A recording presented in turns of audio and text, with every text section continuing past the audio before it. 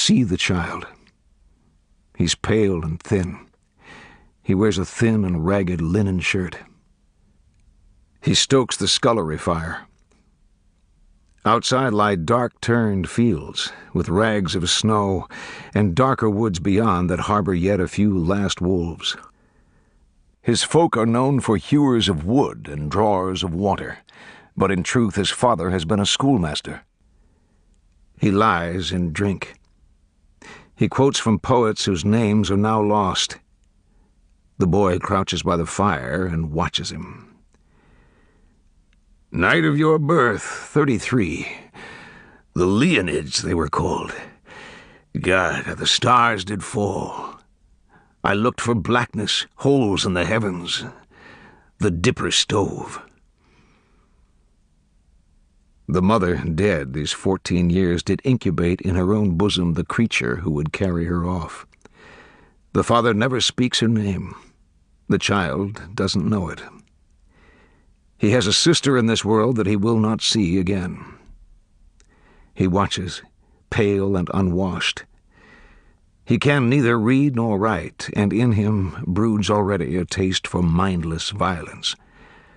All history present in that visage, the child, the father of the man. At 14 he runs away. He will not see again the freezing kitchen house in the pre-dawn dark, the firewood, the washpots. He wanders west as far as Memphis, a solitary migrant upon that flat and pastoral landscape. Blacks in the fields, lank and stooped, their fingers spider-like among the bolls of cotton. A shadowed agony in the garden.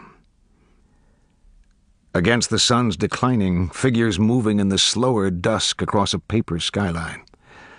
A lone, dark husbandman pursuing mule and harrow down the rain-blown bottomland toward night. A year later, he's in St. Louis. He is taken on for New Orleans aboard a flatboat. 42 days on the river. At night, the steamboats hoot and trudge past through the black waters, all alight like cities adrift. They break up the float and sell the lumber, and he walks in the streets and hears tongues he has not heard before. He lives in a room above a courtyard behind a tavern, and he comes down at night like some fairy book beast to fight with the sailors. He's not big, but he has big wrists, big hands. His shoulders are set close. The child's face is curiously untouched behind the scars, the eyes oddly innocent. They fight with fists, with feet, with bottles or knives. All races, all breeds. Men whose speech sounds like the grunting of apes. Men from lands so far and queer that standing over them where they lie bleeding in the mud, he feels mankind itself vindicated. On a certain night, a Maltese boatswain shoots him in the back with a small pistol. Swinging to deal with the man, he is shot again, just below the heart. The man flees, and he leans against the bar with the blood running out of his shirt. The others look away. After a while, he sits on the floor. He lies in a cot in the room upstairs for 2 weeks, while the tavern keeper's wife attends him. She brings his meals. She carries out his slops. A hard-looking woman with a wiry body like a man's.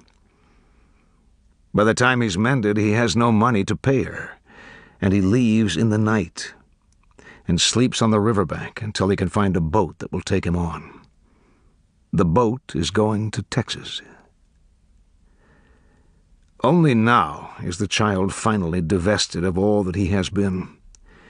His origins are become remote, as is his destiny, and not again in all the world's turning will there be terrains so wild and barbarous to try whether the stuff of creation may be shaped to man's will, or whether his own heart is not another kind of clay.